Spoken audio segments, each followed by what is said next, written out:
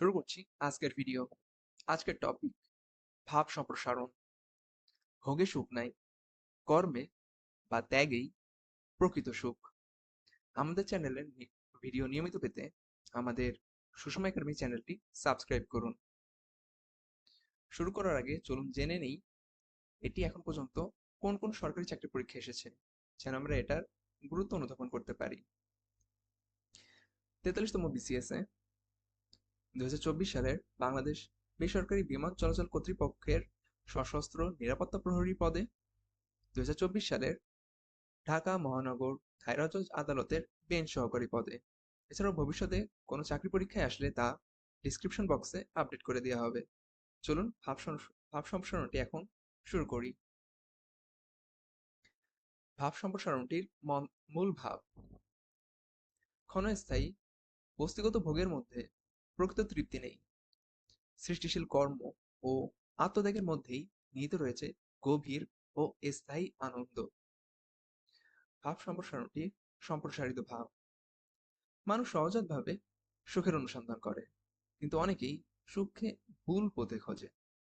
প্রচুর অর্থ, বিলাসিতা, খাদ্য বস্ত্রের আধিক্য বা ইন্দ্রিয় সুখকে তারা সুখের চূড়ান্ত পর্যায় বলে মনে করে।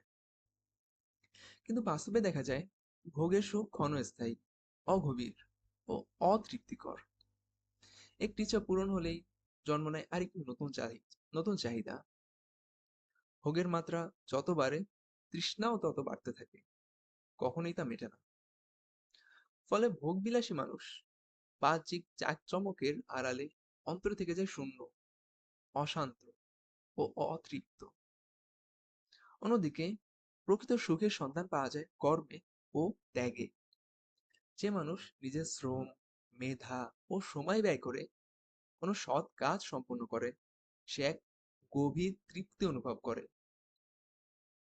কৃষক যখন নিজের হাতে ফলানো ফসল দেখে, শিল্পী যখন নিজের সৃষ্টিকর্ম সম্পূর্ণ করে, শিক্ষক যখন একজন ছাত্রকে আলোর পথ দেখাতে পারে, তখন তাদের মনে যে আনন্দের সৃষ্টি হয় তা প্রকৃত ও স্থায়ী। কারণ কর্মের মধ্যে থাকে সৃষ্টির আনন্দ, নিজের সামর্থ্যকে সার্থক করার তৃপ্তি। আরো গভীর সুখ নিহিত থাকে ত্যাগের মধ্যে। মানুষ যখন নিজের স্বার্থ, ভোগ বা আরাম বিসর্জন দিয়ে অন্যের কল্যাণে নিজেকে নিয়োজিত করে, তখন সে এক মহৎ আনন্দের সন্ধান পায়। মা যখন নিজের ঘুম বা বিশ্রাম ত্যাগ করে সন্তানের সেবা করে, একজন মানুষ যখন নিজের প্রয়োজনীয় সম্পদ বিলিয়ে দেয় অভাবী মানুষের পাশে দাঁড়াতে, তখন তাদের হৃদয়ে যে প্রশান্তি অনুভূত হয়, তা কোনো ভোগ্য বস্তু দিয়ে কেনা সম্ভব নয়। ত্যাগের মধ্যে মানুষ নিজের ক্ষুদ্র স্বার্থের গণ্ডি পেরিয়ে বৃহত্তর মানবতার সাথে একত্র হতে পারে, আর এই একত্বতাই তাকে দেয় গভীরতম শান্তি। প্রকৃতপক্ষে সুখ কোনো বাহ্যিক বস্তু নয়, এটি একটি মানসিক অবস্থা, যা অর্জিত হয় নিজের অস্তিত্বকে অর্থবহ কাজে নিয়োজিত করার মধ্য দিয়ে। ভোগ মানুষকে সাময়িক তৃপ্তি দিতে পারে, কিন্তু ত্যাগ ও কর্ম মানুষকে দেয় জীবনের অর্থ, উদ্দেশ্য ও আত্মিক প্রশান্তি। অবশেষে ভাব সম্প্রসারণটির মন্তব্য: প্রকৃত সুখ কোনো বাহ্যিক সংগ্রহে নয়, বরং অন্তরের উৎকর্ষে।